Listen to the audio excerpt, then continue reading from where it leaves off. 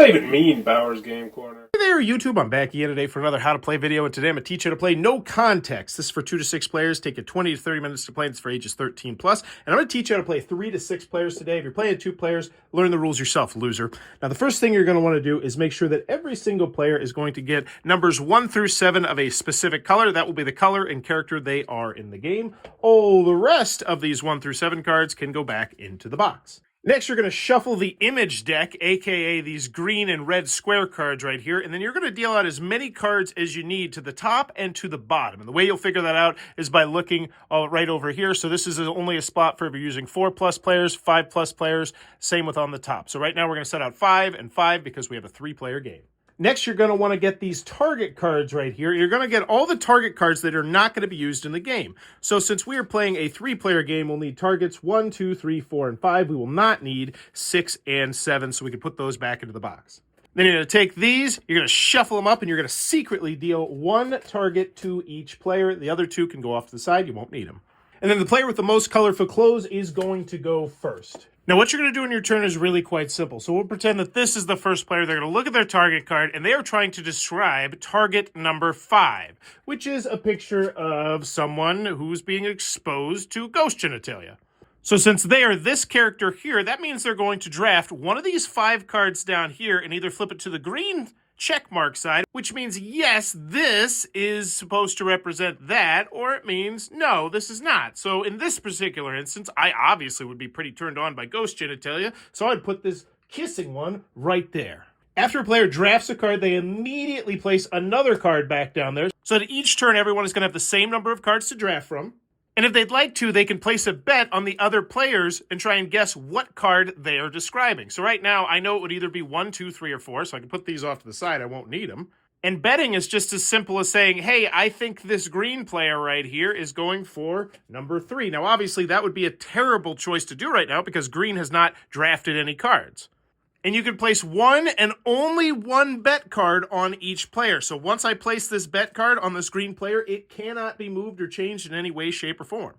And yes, you can place down more than 1 bet card. So if I wanted to, I could also place this right here if I was stupid. But I'm not stupid, so we're going to pretend that I didn't bet, and it's going to go clockwise to the next player who's trying to do target 1, which is a dog saying destroy everything.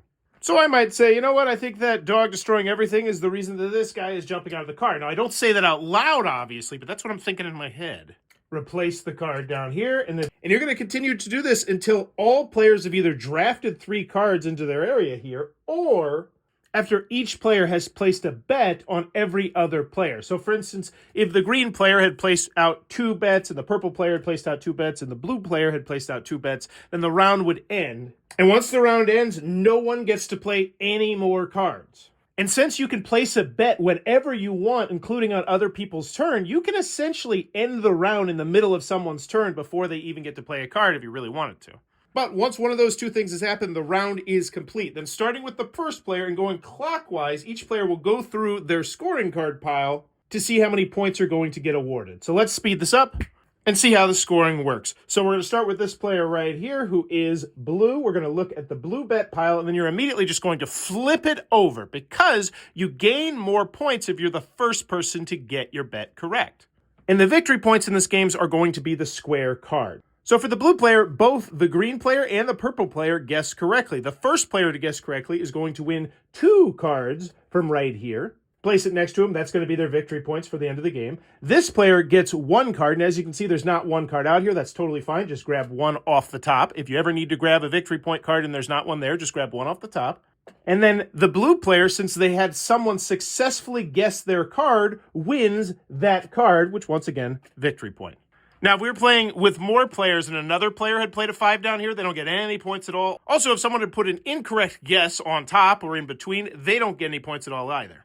Each player gets back their betting cards, then it goes to the next player who once again is going to explain why they did what they did and award out victory points if they need to.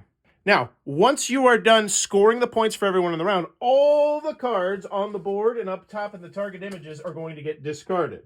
And this includes the cards at the very top and the very bottom. Then you're going to refill up everything, and you're going to once again do that, but make sure and rinse, wash, repeat, but making sure that the next first player will be the player to the left of the last first player. So since this player went first last time, it would now be green's turn to go first this time.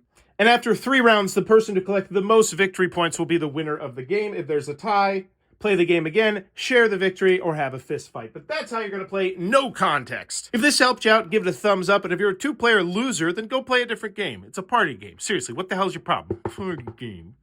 Yeah, you didn't think I was taking another shot at you? I did. This video is brought to you by all of my amazing Patreon supporters, and I would love it if you would join their ranks and have your name immortalized in the end of many of my videos for the end of time. But consider for only $1 a month, and as always, thanks for stopping by.